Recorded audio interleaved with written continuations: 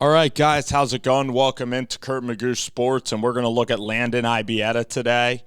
And Landon is a kid. He's like a jack of all trades. He played a little bit like Johnny Football, in high school. The kid's like about 5'11", I would say, listed at 6 feet tall.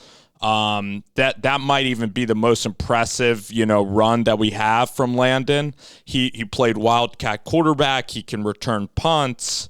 He's a kid that kind of like Wes Weeks is a tremendous athlete. And, this kid, he was recruited to go to the University of Miami. It's a great throw by the quarterback there. He was recruited to go to the University of Miami, but this kid's going to be like, a Braxton Berrios type of player. He can go up and he could just make physical plays. And when Brian Kelly was brought in, this guy's been a late riser into the LSU fold, and he's just a tremendous athlete. He's going to contribute on special teams, and he's going to be a slot receiver. DeColdis Crawford left LSU. Trey Palmer left LSU. So pretty much, Landon Ibieta, and the thing I like about him even more than like a Braxton Berrios is that he does seem to have some bulk to him where he could make contested catches. Jack Beck was really, really good. Last year, Jack Beck was really, really special. And, with the LSU quarterback competition, I believe that it's going to be like Walker Howard, might even have a chance to like win this quarterback job. Analyzing, the LSU guys, because I know Miles Brennan's coming back.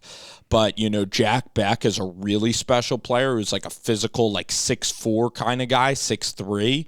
This guy's more of a burner, and he makes contested catches. So Landon Ibieta, you guys are seeing him. He's a guy that's a beautiful route right there, right? It looks like it's going to be a post, but he stems it out. He breaks it off right there.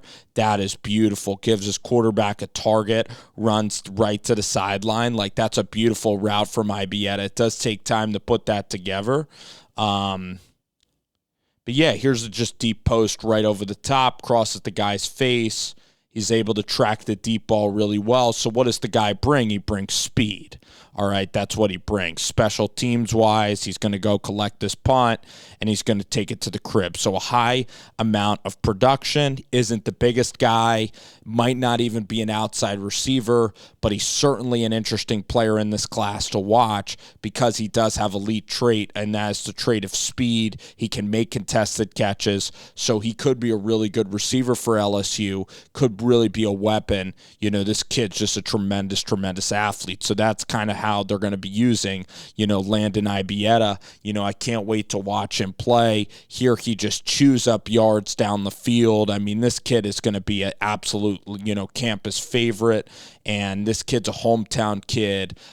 So again, with Jack Beck, I'm really excited to watch, LSU. I think Boutte is probably coming back as well. So, this class, this is an interesting get for LSU. This is a kind of under-recruited kid from Manville, Louisiana, which is kind of like up there in the parish that's kind of like just outside the city of New Orleans.